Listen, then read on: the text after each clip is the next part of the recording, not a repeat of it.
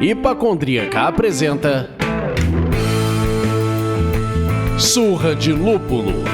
Oi, pessoal! Bom dia, boa tarde, boa noite! Eu sou Ludmilla, mais conhecida no Instagram como Hipacondríaca. E no programa de hoje, meus amigos, nós vamos arrematar e finalizar com chave de ouro essa série, que é a queridinha do nosso público, Escolas Cervejeiras. Hoje, com o último episódio, que é sobre o aprofundamento da escola americana. Essa é meio ame ou odeie, né? Para nos ajudar nesse papo, estamos com o Rodrigo Sawamura, que já esteve conosco aqui falando sobre a experiência dele no Campeonato Brasileiro e Mundial de Sommelier.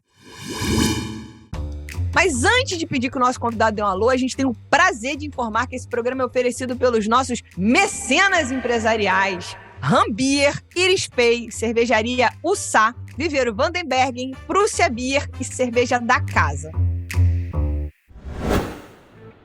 Agora sim, Rodrigo, dá um alô pra galera conhecer sua voz. Boa noite, galera. Boa noite, bom dia, boa tarde para todos. Bem-vindo, Rodrigo, e eu sou o Leandro, mas hoje vocês podem me chamar do bastardo arrogante. Pronto, essa é a minha persona do dia. Até porque ela foi inspirada numa cervejaria americana chamada a Arrogant Consortia, que criou a cerveja Arrogant Bastard Ale, que o tema tem a ver com o que você falou, Lud. O slogan dela é Hated by Many, Loved by Few. Olha que escrota, cara.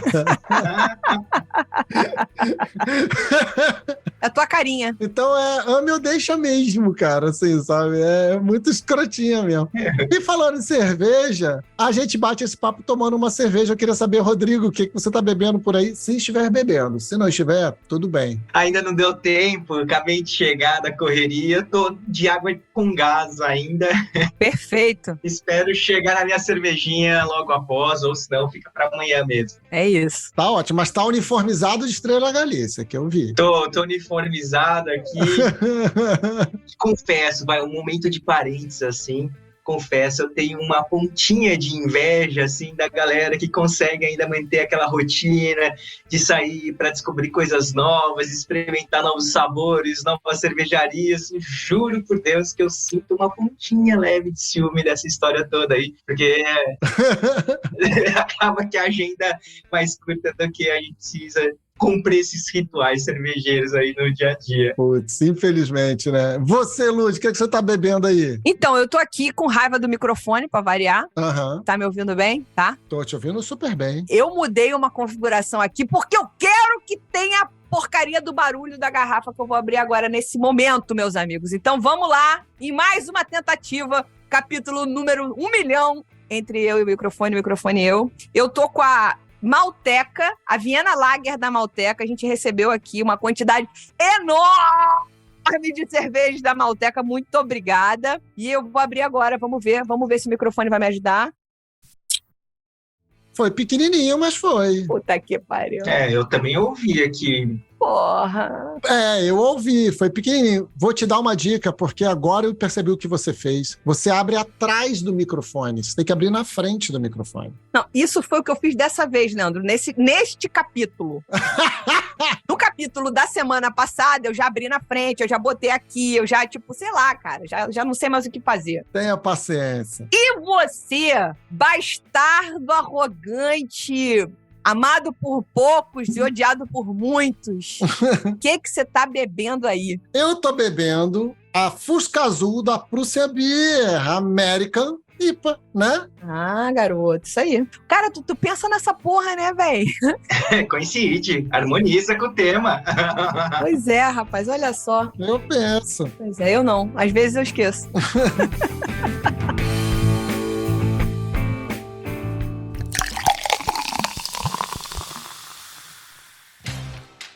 E vamos que vamos. Se você é desses que é fã do conteúdo que a gente produz por aqui, que dá risada com as piadas que fazemos, que se emociona nas tretas que debatemos, se você aprende alguma coisa aqui, vire o mecenas do Surra de Lúpulo, né, gente? Por meio do site apoia.se/Surra de Lúpulo, escolha o apoio que cabe no seu bolso. Parte de R$5. E aí, tá de bobeira? Já passou na loja do Surra de Lúpulo? vista o que você ouve. Tenho certeza que temos uma estampa que é a sua cara. Acesse loja.surradelúpulo.com.br e compre a sua. A gente envia para todo o Brasil. E mais, hein? A gente tem mania de ficar soltando estampas novas, então não vai uma vez só não. Fica retornando. Volta toda hora.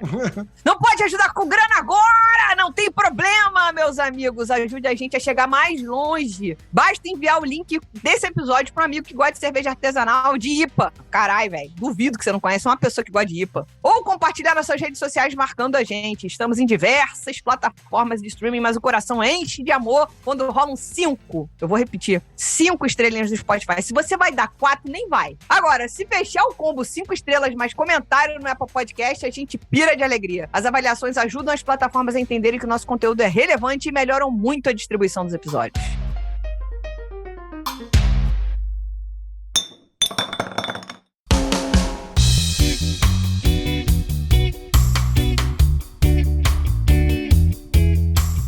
Vamos que vamos, então. Rodrigo, vamos lá. Bora! Vamos começar dos começos, né? Vamos contar um pouquinho da história da escola americana de cervejas e as principais características. Bom, bora lá, né? E um ponto mega interessante aqui. Então, se esse é o último episódio, imagino que já passamos ali por Alemanha, Bélgica, Inglaterra. E o que tem de diferença em relação à história da cerveja americana é que está super relacionada à origem do país, né? Diferente desses países europeus que a gente acabou de citar, os Estados Unidos, entre aspas, né? Conforme a gente aprende lá na escola, foi descoberto. Então, cerveja, podemos dizer, que tem origem a partir do descobrimento dos Estados Unidos. E reza a lenda, né, que uma das primeiras cervejas, ou das primeiras tentativas que os colonos ingleses fizeram ali para produzir alguma coisa parecida com cerveja, foi uma bebida de fermentação, né, com base naquele milho ou com base em cereais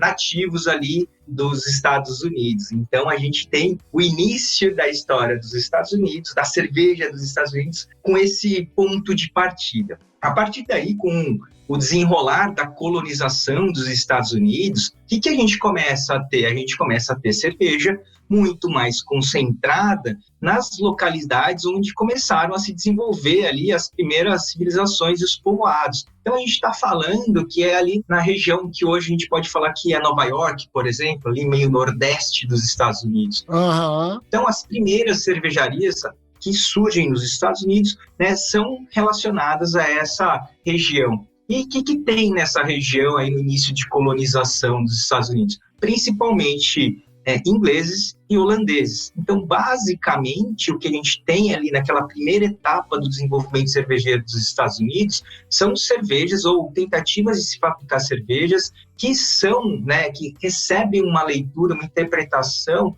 das cervejas que eram produzidas nessa época na Inglaterra e na Holanda, principalmente. Então, a gente tem predominantemente cervejas ale, com aquelas características mais maltadas que geralmente a gente encontra nessa mesma fase do ano ali, da história, nesses países europeus. Com o avanço da colonização, né, com os Estados Unidos ganhando essas proporções, a gente vai evoluindo ali na quantidade de cervejarias, as cervejarias vão se espalhando ali por esses territórios e vão crescendo em número até, né, a Guerra da Independência, onde a gente tem ali a primeira grande queda, declínio da indústria cervejeira dos Estados Unidos. Tá? Então, a gente tem esse primeiro momento ali, muito focado na região Nordeste, até a Guerra da Independência, e ali naquela região muito se desenvolveu as cervejas ale, principalmente, né, com esse olhar, com esse espírito de produção mais dos ingleses. Acontece, né, com a evolução da história e com o passar dos anos, que a gente começa a ter uma segunda onda migratória para os Estados Unidos, onde essa segunda onda migratória tem predominantemente alemães. Ora, né, qual que é a cerveja mais típica ali de processo de produção ali dos alemães? Então, principalmente com essa vinda da cultura alemã para os Estados Unidos, a gente começa a ter um mercado mais sedente, pessoas mais dispostas a consumir ali cervejas do tipo lager. Uhum. Né? E graças a um carinha chamado ali John Wagner, né, que ele que importa, não sei como, né, e começa a desenvolver uma levedura lager nos Estados Unidos, a gente tem né, esse segundo grande momento da história cervejeira norte-americana, numa região um pouquinho mais central dos Estados Unidos, a produção mais focada, com uma filosofia mais focada na produção de cervejas lagers, tá? Então, basicamente, né, esse é o primeiro grande movimento dos Estados Unidos. Isso continua ao longo da história norte-americana até a lei seca, até ali a Prohibition dos Estados Unidos, onde literalmente a gente tem ali, né, praticamente a extinção do mercado cervejeiro norte-americano. Opa! A partir daí é um processo de ressurgimento, né, que a gente tem, que a gente pode abordar um pouquinho mais detalhadamente aí agora mais para frente. Mas resumo da ópera, né? Então, 2 momentos principais: início da colonização, perfeito, mais no Nordeste, influência muito grande de ingleses, holandeses, que eram as pessoas que estavam habitando lá. Depois, a partir de uma segunda onda migratória, com a chegada de, principalmente, alemães, mais numa região central dos Estados Unidos, e graças a John Wagner, que traz essa levedura, que cultiva essa levedura lager dentro dos Estados Unidos, a gente tem um segundo segmento, digamos assim, de tipo de cerveja nos Estados Unidos, e a partir daí o mercado norte-americano de cervejas começa a crescer muito até a nossa famosa lei seca. Muito maneiro. É muito interessante essa linha do tempo que você traça, falando desde a descoberta, né, desde a colonização até chegar na Prohibition, que também não foi um negócio do tipo assim, ó, hoje tem Prohibition, não é tipo, começou de um dia, vem uma onda conservadora, né, e ela vai se formando e se configurando até chegar ao ápice de fato, começar a proibição. Mas já existiam estados anteriores à prohibition nacional que já não estavam mais consumindo bebida alcoólica e etc. Então, eu acho que a próxima pergunta vai se desenhando a partir daí, né? Não é possível falar de escola americana sem citar a prohibition, né? Então, acho que vamos falar o que a lei seca ocasionou no mercado cervejeiro americano até após essa derrubada. Mas eu acho que é legal trazer esse shift um pouquinho antes, né, dessa onda conservadora e o que ele trouxe depois, assim, o que foi essa avalanche depois. Sim, então até esse momento aí que a gente tem de ruptura desse processo de crescimento, o mercado americano de cerveja era um mercado muito rico, né? Então a gente tem esse primeiro polo ali mais nordeste, ali região de Nova York hoje, né, desenvolvendo ales. E quando a gente tem ali o desenvolvimento das lagers, principalmente, e por conta de uma necessidade de expansão de mercado, né, muito investimento ali em estradas de ferro, para você conseguir levar cerveja em locais mais distantes, o que aconteceu com essa indústria meio que focada na cerveja lager? Ela começou a se desenvolver brutalmente dentro dos Estados Unidos, com muita tecnologia para financiar, né, essa cerveja chegar a locais que antes ela não conseguia chegar. Então, basicamente, essa indústria ali do centro-leste dos Estados Unidos começou ali a ter muito estudo a respeito de utilização de outras matérias-primas. Então, os principais cereais nos Estados Unidos não eram o malte de cevada como na Europa. Um dos principais cereais nativos dos Estados Unidos era o milho. Então, vem daí essa história de começar a utilizar, testar as possibilidades de se produzir cerveja de uma forma um pouquinho mais barata com outras matérias-primas por conta do desenvolvimento industrial que essas cervejas lagers ali do centro-leste dos Estados Unidos começaram a demandar. Então, tem muito investimento tecnológico, muita gente que ajudou o desenvolvimento da produção dos Estados Unidos para ganhar uma carinha já industrial. Então, tudo isso vem junto, caminhando ao longo da história, né? E como todo mundo sabe, bebida tem álcool. Todos os males da sociedade, por falta de conhecimento das pessoas, acabavam sendo direcionados, né, apontados para o consumo de bebida alcoólica. Então, sem dúvida nenhuma, né, ao longo desse processo de crescimento, que foi realmente um grande crescimento, chutaria aqui falar que nessa época nos Estados Unidos, antes, no pré-prohibition, a gente estava falando de 1.500 cervejarias nos Estados Unidos. 1.500 era o número de cervejarias que a gente tinha no Brasil há 3, 4 anos atrás, né? Então, era uma indústria muito forte, era um movimento muito forte. E junto com qualquer coisa que se destaca, tem a turma que torce contra, tem os haters, né? desde aquela época já tinha haters. Então, esses movimentos mais conservadores começaram, de certa forma, ali a tentar boicotar o processo, boicotar o consumo, ou pelo menos diminuir, numa tentativa de diminuir o consumo de bebida alcoólica lá nos Estados Unidos. E é interessante você falar isso, porque se a gente puxar ali a data desde o começo, a gente está falando de 4 séculos antes da Prohibition, de 4 séculos de formação de cultura, né?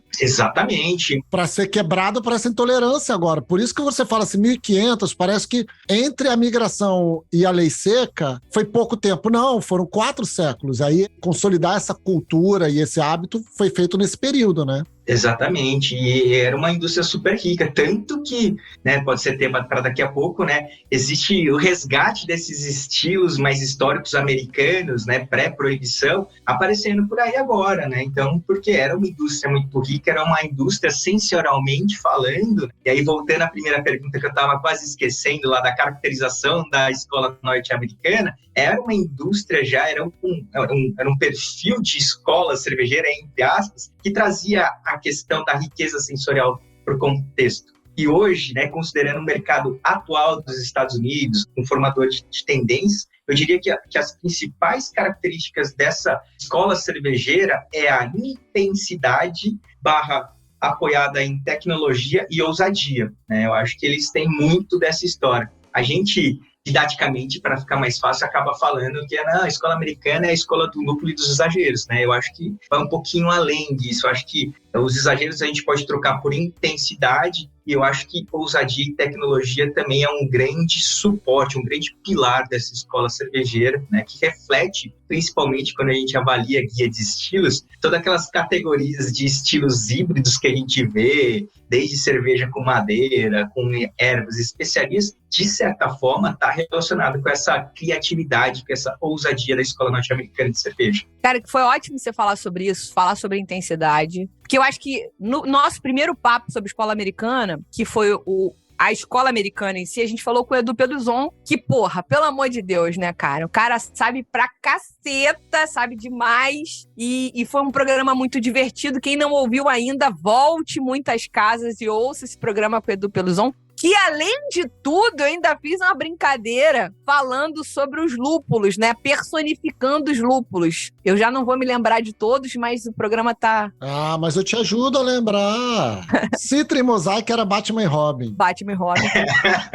Muito bom. O Estrada era o... Não, o Nugget era o... Qual era o nome dele? Chuck Norris. Chuck Norris, do bigode lá, o bigodudo. E o Strata, que era o Bob Marley. O Estrada era o Bob Marley e tinha mais um que era quem? Agora ferrou. Bom. Aí você falou que ia me ajudar, mas enfim. Mas eu te ajudei, eu lembrei 4 de 5? É. O que eu queria falar é justamente isso, assim, a escola americana, pra mim, além de tudo, tem um quê de, assim como o americano de uma maneira geral, é chegar com o pé na porta, como você falou. Intensidade, quantidade, tecnologia. E ousadia. E como é um mercado muito pungente, muito cheio de interesses, eles vão, sabe, levando tudo, arrastando tudo. E você acha que talvez uma das maiores características tenha a ver com o uso de madeiras, sabe? Eles é que, de repente, começaram a fazer essa brincadeira com madeira de uma maneira mais moderna, não sei. Você acha que tem alguma correlação? Exato, eu acho que esse é o ponto, né? Porque se a gente for pensar desde a época ali das cervejas adegadas da escola alemã, a gente tem madeira como recipiente, né, dos equipamentos do processo de maturação. Mas o que acontece? De novo, o americano, o que ele percebeu? Que ele poderia explorar, aí vem a história da ousadia, né? A utilização desses recursos de uma outra forma. De repente, interpretar a forma que a galera faz lambic e utilizar essa metodologia em outras frentes, com outras bases. De usar a madeira exatamente de outra forma, para explorar outras características que não eram exploradas. Então, até então, o que se buscava, né, quando se usava o recurso da madeira, é diminuir drasticamente a influência do sabor da madeira no perfil da cerveja, né, e, de certa forma, torcer para que a contaminação pré-existente na madeira não passasse tanto para a cerveja. O que o americano faz exatamente o contrário. Ele cria um estilo, basicamente, Wooden Barrel Aged, né, para o quê? Para que a cerveja adquira os sabores da madeira e ou da outra bebida que estava lá dentro. Então, é a maluquice dos caras ali, a loucuragem que eles fazem com ousadia e com controle tecnológico para criar coisas novas. Eu acho que é o grande resumo desse perfilzão aí de escola americana. Não, total. Muito maneiro. Você concorda que, assim, pra mim, é claro que não é possível falar de escola americana sem falar de prohibition, sem falar de lei seca. Eles tiveram que, enfim, mudar tudo, dar uma guinada de 270 graus por conta da prohibition, depois para voltar, começar do zero, porque ficou tanto tempo sem poder produzir cerveja que as cervejarias tiveram que produzir outras coisas doces, coisas... Também falamos um bocado sobre isso com a Aline Araújo no aprofundamento da escola belga, né? Eu tentei chamar de pasteurização do paladar, ela falou que era melhor não e tal, mas dessa mudança, desse jovem que está fazendo 21 anos, 18 anos e nunca bebeu uma bebida alcoólica e precisa beber. Quer dizer, precisa beber. Pode começar a beber depois. Pode. Eu acho que a extensão da Prohibition foi muito longa, né? Praticamente uma geração inteira ali de pré-adolescentes que entra na fase adulta, que não foi estimulado, pelo menos legalmente estimulado, né? Isso é outro papo para outra história, né? A gente vai pensar ali o paralelo da Prohibition, onde se desenvolveu principalmente a cultura dos coquetéis, dos drinks, dos speakeasies, das bebidas clandestinas. Olha só. Mas ali, oficialmente, a gente não tinha, né, essa geração tendo acesso formalmente à bebida alcoólica. Então, você perde o histórico e a geração que surge não está acostumada ou não vai buscar culturalmente o uso desse tipo de bebida. Sensacional. As cervejarias que existiam até então ou fecham, né, ou começam a produzir extrato de malte para, entre aspas, abastecer o mercado de indústria alimentícia. Outra coisa que a gente pode citar, que daí talvez isso reflita lá na frente, é que a sobrevivência da cultura de beber cerveja nessa época se deu através dos cervejeiros caseiros. Então, quem queria ali recordar como que se bebia cerveja ou como que era a bebida cerveja da época, tinha que, de alguma forma, comprar esses extratos de maltes vendidos pelas cervejarias que ainda atuavam e fazer cerveja em casa. E isso eu acho que ajudou, né, a ter essa cultura, de certa forma, né, impregnada dentro dos americanos para lá na frente, lá por volta de 1970, 1975, né, essa chama do cervejeiro caseiro se reacender e transformar a cultura norte-americana de cerveja. Então, a gente tem, de fato, uma grande geração desacostumada a beber cerveja, e na hora que volta, os Estados Unidos está em colapso, né? Ele acaba de sair de uma baita de uma crise financeira, né? O crash de 29. Sim. A retomada da bebida alcoólica é totalmente controlada, salvo engano, é autorizada a produção de cerveja, porém, numa faixa de percentual alcoólico em torno de 3,5%, um pouquinho mais, um pouquinho para cima, isso lapso aqui da memória agora, ou seja, era uma necessidade de produzir o que estava legalmente possibilitado, era a produção de uma bebida cerveja com índice de teor alcoólico mais baixo, um país com uma crise financeira aguda, ou seja, baixo poder aquisitivo, a população não tinha grana para comprar produtos sofisticados. Junto com um processo de massificação dos processos de fabricação de alimentos nos Estados Unidos, a industrialização, a superindustrialização de alimentos, superprocessamento dos alimentos nos Estados Unidos, culminou no quê? Vamos fazer a bebida fermentada mais barata, mais acessível e que, de certa forma, não agrida ao paladar desses consumidores que não sabem, não têm essa informação do que era uma cerveja anteriormente, né? Então, tudo isso ajudou o quê? A criar esse abismo sensorial, digamos assim, no mundo da cerveja nos Estados Unidos. Bela frase. Né, que precede a revolução da cervejaria artesanal, da cerveja artesanal dos Estados Unidos. Então, esse é o grande contexto. Essas são as grandes implicações ali que a gente tem ali em relação à Prohibition e o pós-Prohibition, né, como que a indústria cervejeira teve que se virar, literalmente, nos 30 para conseguir suportar e sobreviver e permitir, num espaço de tempo um pouquinho maior, que viesse uma segunda onda e trouxesse luz a esse abismo sensorial que a gente tinha lá nos Estados Unidos. Perfeito. Vou pegar esse gancho e já vou fazer uma provocação, porque é o seguinte, é esse abismo sensorial, adorei esse termo, vou usar, vou fazer uma camiseta e vou botar assim, by Rodrigo. Pronto, acabou, adorei. E aí, assim, é esse abismo sensorial que provoca o nascimento da American Lager, que é o estilo americano, consumido largamente no mundo inteiro, se espalha. E assim, nasceu depois que a lei seca acabou.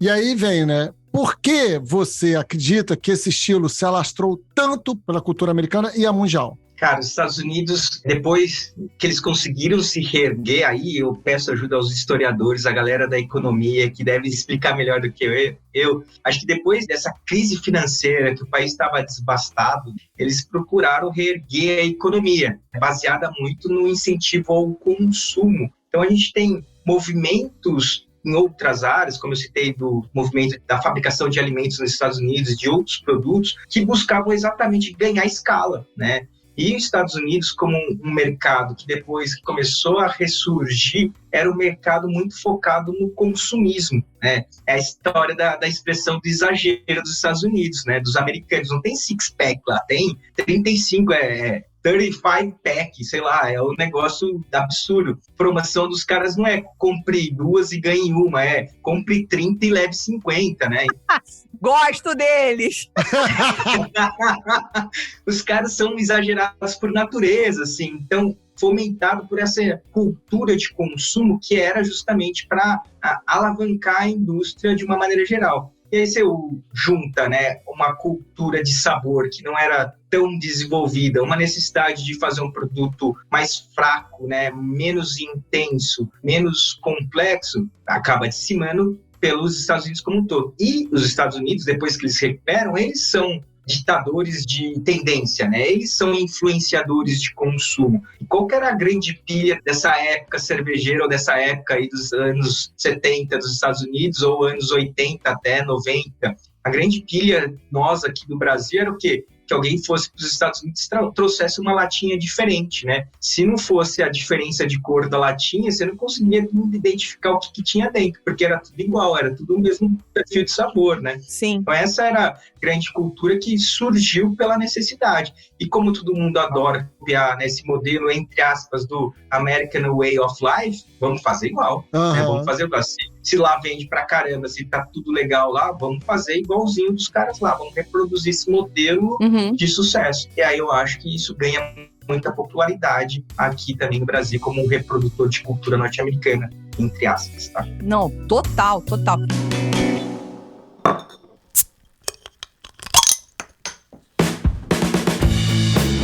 Você falou um pouco do milho, bem no começo do nosso papo, de que ainda tem a questão do arroz também, né? O uso de outros adjuntos super neutros, que eram para agradar esse novo público, ou esse novo, velho, esse público que não está acostumado a beber coisas com muito sabor, ou com sabores mais amargos e etc. E aí, enfim, a questão é que esse estilo se difundiu tanto, tão absurdamente, que a gente hoje fala... eu tenho aqui uma cerveja tipo Pilsen. É uma American Lager. É uma American Primo Lager. E às vezes Light Lager. Vira um marafaio de gato. Você falou de latinha diferente. Na década de 80, eu, por volta de 88, 89, eu devia ter uns 8 ou 9 anos, eu tinha um tio que adorava, até hoje adora beber cerveja, graças a Deus tá vivo. E ele tava sempre com uma latinha diferente. Ele colecionava a lata. 89, gente. Muito maneiro. E eu não sei como é que essa porra dessas latas chegava na mão dele, porque ele morava na Baixada Fluminense, que no Rio de Janeiro é um lugar de poder aquisitivo menor. Eu não sei como é que essas latas chegavam na mão dele. Ele tomava muita Brahma, muito Skol. O que batesse na mão dele, ele bebia, não tinha problema. Mas essas latinhas chegavam na mão dele, e como ele colecionava, ele ainda tinha uma pira, que era pegar, acabava a lata e a gente, as crianças, no chão de cimento queimado. Caraca, isso era muito maneiro! Tinham que ficar... pra tirar aquela tampinha, e aquilo ali virava um copinho, né? Um copinho maneiroso pra caceta. Um porta-caneta, um copo. Eu fiz isso pro meu pai. Aquilo ali, pra ele, só servia como copo. E era maneiro pra caramba, que ele falava, isso aqui é bom. Esse meu tio era maneiroso. É maneiroso. Isso aqui é bom, que não esquenta muito a cerveja. Não sei de onde ele tirou essa caralho. Ele inventou o copo Stanley em meus amigos. Sensacional. Se ele tivesse uma visão ali, ele já tava lá milionário com a patente, né? Porra! Não, olha só como que o cara, assim... As latas tinham uns 10 centímetros de diâmetro ali, de espessura, né? Quente pra caralho! Olha como é que o cara tinha visão. Ele já sabia que na lata a cerveja é melhor. Pronto, já começa aí. E ele já sabia que podia ter um copo Stanley em algum momento. Aí, qual o nome do teu tio? Vamos criar uma parada do teu tio aí. Ivan. Boa. Tio Ivan. O grande. Tio Ivan, o grande. O sábio. O que eu acho legal disso é o que você falou. As cervejas eram todas muito iguais, apesar das latas diferentes, e isso pra ele era incrível. É como se ele estivesse tomando cervejas absolutamente diferentes, só porque a lata era diferente. Então, gente, a gente dá um pulinho rapidinho no marketing, né? Invistam na embalagem das suas bebidas, das suas cervejas, nos rótulos, porque às vezes você tá entregando o mesmo produto, mas botou um rótulo diferente. Tem consumidor que vai topar essa merda. Tem consumidor que vai comprar. A Lu disse, não ia errar, fazer coisa errada. Para com isso, é feio. Ué, gente, é verdade. Agora, a gente falou do American Lager, que é esse estilo que, porra, o mundo inteiro consome, sei lá, 95% da população mundial, informações retiradas imediatamente do meu sovaco, consome o estilo, porra. Talvez seja o estilo mais consumido do mundo. Chutei? Não, sem dúvida. É nessa faixa de 90 a 95. A regrinha é de 10 cervejas abertas no mundo, 9 é variante do estilo Bohemian Pilsner, ou um estilo derivado de qualquer coisa que eles falam que tem um grau de parentesco com a Pilsen, né? É foda.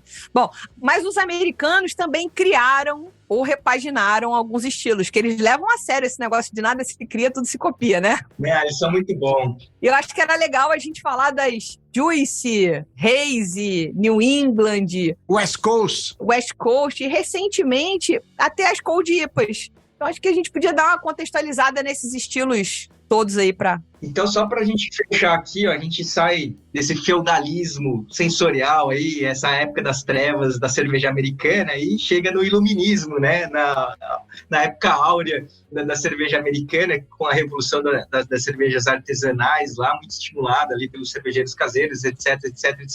E aí a gente vê o quê? O mercado se descolar, né? Aí a gente vê os estados americanos, as cervejarias norte-americanas produzindo coisas muito influenciadas por outras escolas cervejeiras, porém, né, com a interpretação de terroir e com a mentalidade deles, né, então a interpretação de terroir, a utilização de matérias-primas mais locais, né, então vide lúpulos norte-americanos como um principal protagonista, mas sim inspirado nesses estilos históricos, né, então aí toda a questão da derivação e das derivações das IPAs, das IPAs. Acho que e o mais legal dessa história é que eles conseguem, dentro desse olhar de estilo clássico, criar um monte de coisa, pelo amor de Deus, né? Uhum. Só dessas derivações do estilo tradicional que a gente tem, a gente citou o quê? 4, Lud? Uhum. Hazy, Cold... New England, Juicy, Cold e West Coast. New England, Brett, que mais? Brut. Você vai pegar um monte de coisa maluca que eles colocam dentro da mesma temática e transformam em outra coisa.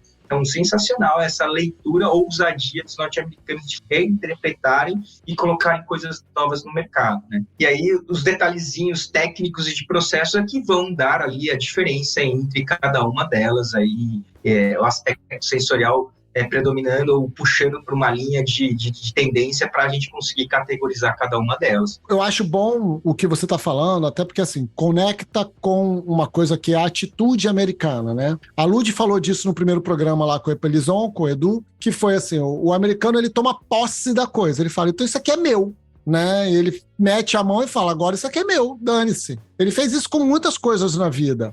E aí, quando você começa a olhar esse tipo de coisa, isso dá uma propriedade, uma ousadia para eles, aí eu tô pegando de novo a tua ousadia, de se sentir livre para mexer naquilo que é sagrado pelo outro. Então, os ingleses lá que falavam que entendiam a IPA como uma coisa sagrada, não vou mexer, os americanos vão lá e corrompem. Falam, não, deixa eu jogar uma coisa aqui, deixa eu ver como é que é fazendo desse outro jeito, deixa eu misturar. Porque essa coisa da propriedade, né? Ele assume, ele fala, pô, agora é meu, eu fiz, é meu. E olha que maluquice, né? Então a gente vai entrando no mérito dos tipos de IPA aí, né, de IPA. A gente vai e sai da classicona americana, que já é uma interpretação, né? Então vamos... Sim. Vamos combinar que o West Coast seria a interpretação norte-americana de uma IPA inglesa. Tá. Aí, o que eles pegam? Poxa, o que é gostoso aqui nesse estilo? Pô, é o aroma do lúpulo, né? E essa refrescância. O que incomoda a galera? Acho que tem gente que ainda não é preparada para o amargor que a gente apresenta. Pô, então vamos pegar, deixar ela mais aromática, mais fácil de beber, vamos diminuir esse amargor e vamos dar um nome dela, sei lá, Hazy IPA. Lindo, né? E eles são bons de marketing também, né? Aí pra caramba, né? inventa a Hazy IPA e é uma delícia, né? É refrescante, é aromática, é estimulante, tem um amargor um pouquinho mais aceitável para quem não curte, tá tudo lindo, né? Então turva, né? Textura. Aí os caras falam, pô, se esse negócio deu certo, será que o contrário também não dá? Vamos inverter a lógica, né? Então vamos tirar a turbidez, vamos deixar ela bem transparente, vamos tirar esses aromas esterificados da junção da fermentação com a adição dos lúpulos de forma tardia, que é o que dá o cheddar juice das raízes, né? Diminuir a temperatura de fermentação para deixar a cerveja mais limpinha e só vamos deixar aparecer o amargor mais rasgando e o aroma, né? Aí a antítese da Hazy IPA vira Cold IPA, né? E os caras vão lá e placam mais no estilo. Pô, os caras são bons nessa história. Daqui a pouco vai vir outro maluco e falar assim, não, então agora se o gostoso é isso, vou botar não sei o que, que vai aparecendo. É isso. A cold não tinha a ver com fermentação? Tem, então, a cold é o lance de temperatura mais baixa de fermentação para deixar a cerveja mais limpa, né? Aham. Aí eu tava pesquisando, porque infelizmente eu não consigo ir semana sim, semana não para os Estados Unidos, né? Ah, que pena, Rodrigo, porra. Para experimentar essas coisas em loco. Então, o que a gente aprende, digamos assim, é por conta de ser um aluno mais bem aplicado, determinado, né? Que eu estava pesquisando lá, uma das cervejarias que começaram a trazer esse estilo como uma oportunidade, eles mesmos descrevem ela como uma antítese, ou a contra-hazy, né? E aí é justamente isso. Eles trabalham não obrigatoriamente com levedura lager, então eles podem sim trabalhar com uma ale, mas porém temperatura bem mais baixa, para quê? Para não dar éster na cerveja, para que a percepção frutada venha única e exclusivamente do lúpulo. O que eles fazem também? Eles tentam filtrar a cerveja para deixar ela bem translúcida, contrário da hazy, né? E aí eles têm o quê? O amargor sobressaindo, eles aumentam o amargor, coisa que a hazy diminuiu, né? Para que fique mais marcado. Então foi mais ou menos... Essa foi a interpretação aí do meu aprofundamento em cold. Ela parece uma IPL, né? Uhum. Mas ela tem esses detalhezinhos que não obrigatoriamente, pelo menos é o que eles discutem lá entre eles, precisa ser com uma levedura lager, pode ser sim uma levedura ale, desde que entregue pouco éster, entregue pouco SO2, que ela tenha um perfil muito neutro. Esse é o lance. E aí, para conseguir essas características, baixar bem a temperatura de fermentação. Porra, demais. E os caras estão inventando essa porra toda hora. Não, e eu fiquei curioso. E qual que foi a sua interpretação? O que você tinha ouvido falar? O que você já experimentou de cold que tá ou não dentro dessa coisa que eu pesquisei? Então, eu quero provar uma cold IPA lá. Logo menos, se tudo correr bem, estarei lá e te aviso como é que foi. Eu quero provar uma cold IPA lá. Mas o que eu tinha entendido era que eles estavam... E aí tem essa discussão grande, tanto lá quanto aqui, quando alguém começou a falar, vamos fazer cold IPA aqui e tal. Gente, a gente já faz, teoricamente já faz, que é a IPL, né? Que é produzir essa cerveja com a levedura lager. Então, eu quero provar em loco para saber qual é. Eu quero pegar uma cold IPA muito bem recomendada lá para tentar, sei lá, de repente pegar uma IPL da Voz aqui e fazer esse entendimento aí, da diferenciação, né? Muito maneiro. Eu não tinha pensado nisso que você falou do diametralmente diferente, do distante da New England, num diametralmente oposto. Da Hazy. New England, Hazy e Juice são a mesma coisa, só um nome diferente. Mas pegar o... falei uma besteira ou não? New England, Hazy e Juice é exatamente a mesma coisa, só que com nome diferente. E a cold ser o diametralmente oposto, tipo, mais amarga, mais clara. Eu não tinha pensado nisso dessa maneira. Você falou, pra mim, tá resolvido já. E de novo, né? A gente não vai ali a cada 2 semanas pra lá. Eu vou a cada 4 semanas. Não, brincadeira. Se tiver alguém que tá morando lá e que curte, que ouve, que assiste vocês aí, segue vocês, não deixem de trazer a informação caso o meu Google aqui falhou, tá? e sempre aberto aí às correções, não tem problema algum. Mas eu acho muito interessante essa questão, porque são as tendências. Acho que o mercado vai saturando de uma linha, né, e eles entram com alguma outra interpretação para não perder ali a brincadeira, e o negócio vai andando.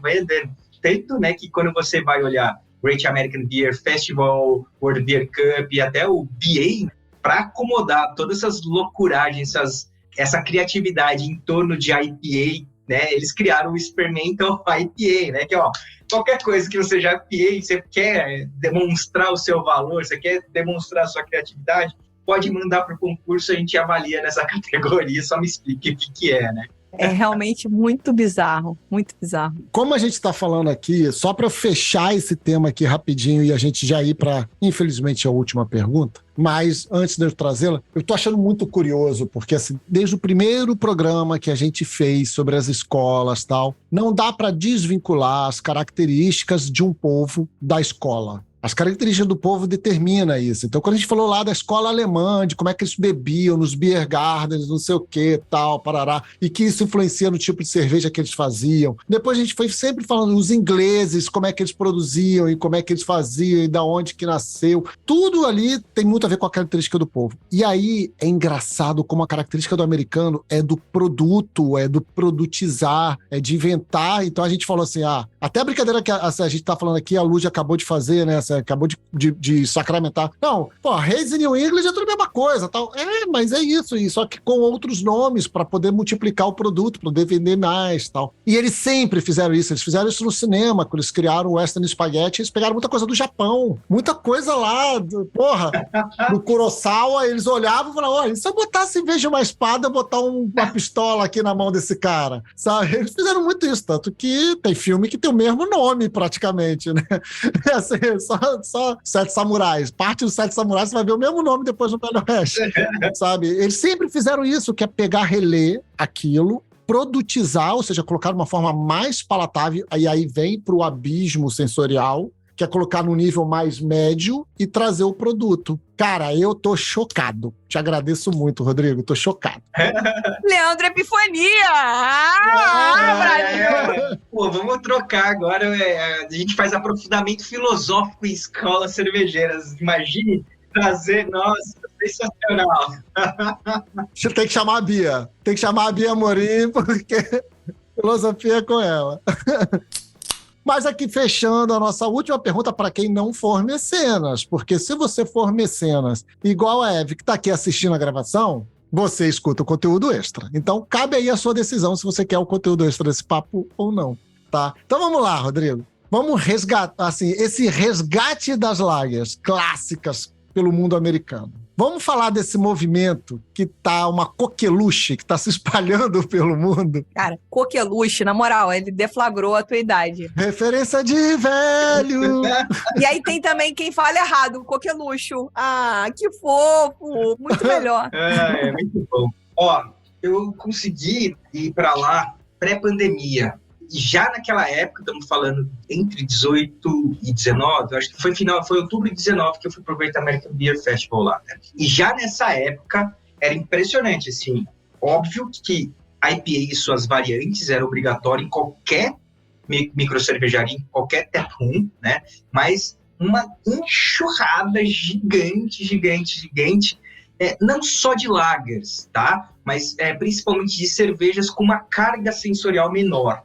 E aí, tirando do meu dado estatístico do Subaco aqui, que eu imagino que essa grande tendência nos Estados Unidos deve se dar por conta que, de uma certa forma, o mercado lá deles, né, que vinha crescendo a 2 dígitos ano após ano, né, e a gente está falando tanto de número de cervejarias como de share de mercado para cerveja artesanal, nos últimos 5 anos, e tira esses 2 anos de Covid aí que deu uma bagunçada, ele estava começando a neutralizar essa curva. Ele estava diminuindo o nível de crescimento e não caindo, mas diminuindo essa curva, em torno de 4, 5%. O que eu ouvi falar e o que eu li em alguns artigos lá do Brewers Association? Que muito provavelmente, né, a galera que já conhecia cerveja artesanal, estava dentro do barco, você não precisava mais cativar esse cara. E aí, para você conseguir crescer o mercado de cerveja artesanal lá nos Estados Unidos, o que você precisava? precisava cativar o cara que curte Coors Light.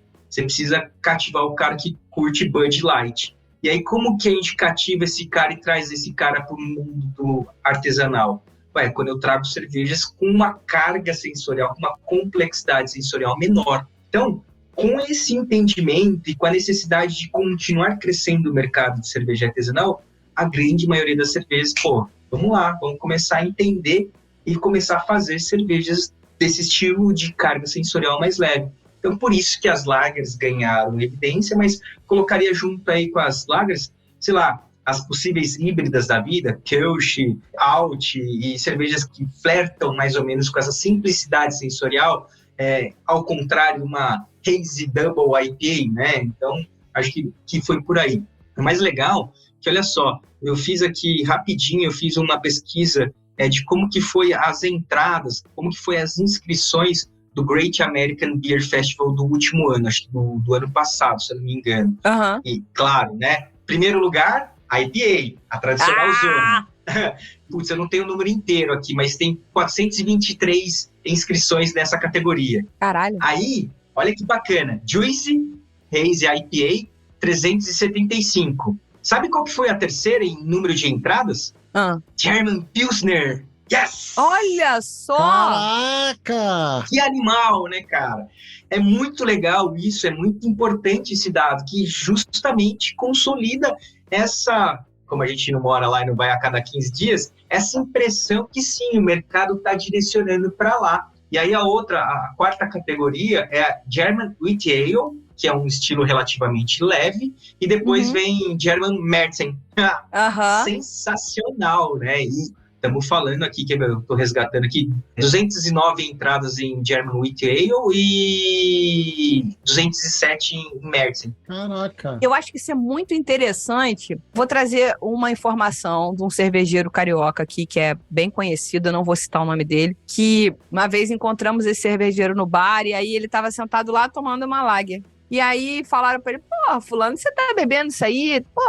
Cheio de cerveja boa no TEP, não sei o que. Ele falou, eu já rodei o mundo, eu já bebi o que eu queria beber. Rodei o mundo não só de visitar lugares, mas eu já bebi sabores, estilos e os cacete A4. Agora, eu quero tomar uma boa lager bem executada, leve, que eu consiga tomar. E não é a história que a gente falou lá atrás, daquela American Lager que foi inventada sem gosto, sem cheiro, sem nada. Não. É alguma coisa que tá aqui e me entrega o que ela me promete. Não é essa aqui? Peraí, tô cheirando aqui. Ela tem cor de suco de maracujá com melão, com melancia com pera, fruta de caroço. Não! Sabe aquela coisa meio mais objetiva do tipo assim, eu vim aqui pra encontrar isso aqui, ó. Tá aqui.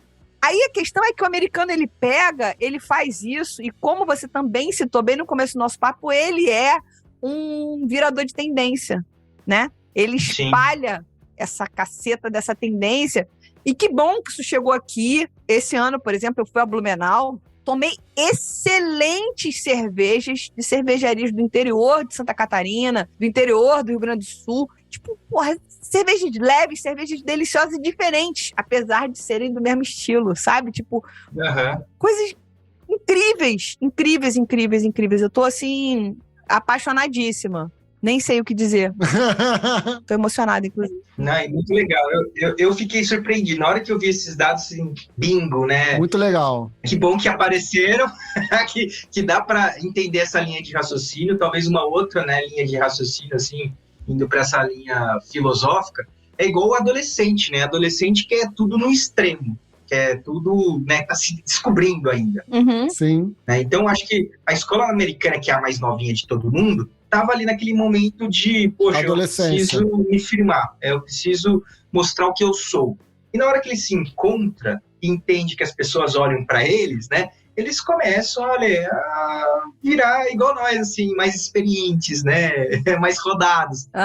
E aí nem sempre, né, obrigatoriamente vai agradar aquilo que é aquela pancada sempre, né? Sim. Acho que o equilíbrio começa a fazer muito mais sentido a partir dessa maturidade, né, que a gente vê na escola americana. E que bom, né? E que legal. Sim, muito legal. Eu não sei se é o caso, mas assim, no mercado de consumo, em geral, eu não tô falando de produção, tá? Eu tô falando de consumo. Como o americano ele se guia muito por produtos que serão consumidos, então talvez um afete o outro. Existe a questão do vintage, né? O que é o vintage? É aquilo que construiu a sua infância, as suas referências ali no início da sua vida. Quando você tem poder aquisitivo e idade de tomador de decisão, você remete a isso, a coisa boa. Por isso que agora, no ano de 2023, o final dos anos 90 está voltando à moda. O final, ali, o início dos anos 2000 está voltando à moda. Será que isso está acontecendo, da gente ter vivido um boom sensorial aí, que veio dos anos mais ou menos 80, 90 ali, que foi o boom do mercado americano, se eu não me engano, me corrija se eu estiver errado, por favor, Salomura, dos anos 80, 90, e agora a galera tá falando assim, pô, tá bom, mas vamos back to basics, vamos voltar lá no começo, aquilo que a gente olhava, que os nossos mestres consumiam e produziam, e vamos ver como era legal aquilo. Acho que sim, é muito isso, né, de realmente dar essa, pô, o que me agrada, né? Não obrigatoriamente precisa ser sabão. Eu posso fazer coisas mais simples, mas com muita qualidade também, né? Isso vai agradar o meu palato e tá tudo certo, né? É muito bacana. Mais simples, mas com sabor. Com sabor, exatamente. A gente associou que não ia ter sabor, porque tem adjuntos que são neutros, porque milho, porque... né? Não! No final é simples com sabor, é simples e é diferente, é simples e é interessante. Isso é muito legal. E eu acho que aí tem tudo a ver com a maturidade mesmo, adolescência e maturidade. Gente, a maturidade é tão maravilhoso. Perfeito. Nossa Senhora. Muito bom. Eu queria ter sido um adolescente maduro. Claro que não! Claro que não! Não ia ter graça nenhuma. Nenhuma. Eu acho que, assim, a gente tinha que começar a agradecer ao Rodrigo, que foi sensacional. A escola americana é muito divertida. Sabe por quê? Porque ela não tem regra nenhuma. Escola americana, cara, é tipo, soco, porrada de bomba. É o Beyblade da cerveja. Dedo no cu e gritaria, meus amigos, entendeu? Caraca, eu tava no Beyblade, amigo. Eu tava no Beyblade. Você é um cara educado, eu não. Enfim, então eu queria agradecer demais ao Rodrigo. Foi sensacional, mais uma vez. Não sei se a gente ensinou alguma coisa às pessoas, mas que eu me diverti. Eu me diverti também, muito. E então, Rodrigo, muito obrigada pela sua segunda participação aqui no Sur. A gente espera recebê-lo aqui em outras ocasiões. E muito obrigada. Estou emocionada. Imagina, estamos sempre por aqui, precisando. Uma dica ou um desafio. Opa! Por que não, um dia desses, não tentar fazer um surra ao vivo e presencial, assim, sabe? Coincidir, festival de algum lugar em que todo mundo tiver e de repente a gente encontra o cantinho para fazer um surra com plateia e ao vivo e todo mundo junto, e aí sim com cerveja e não água com gás.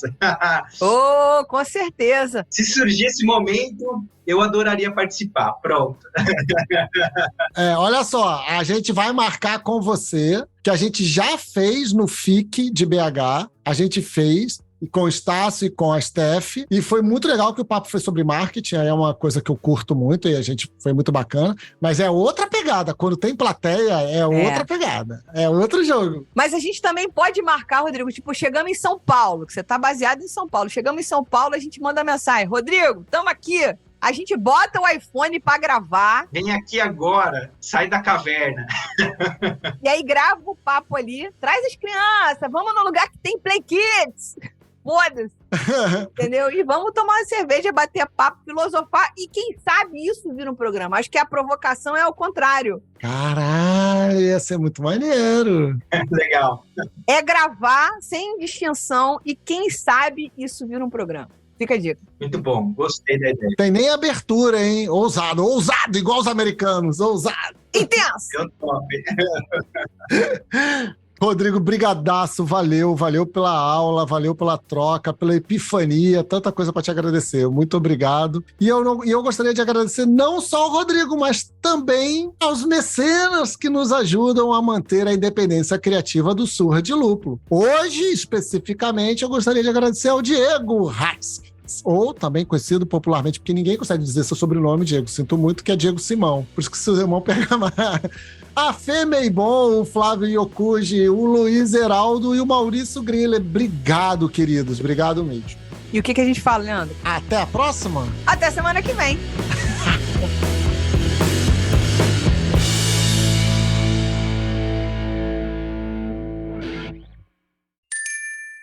Beba menos, beba melhor. Beba com moderação.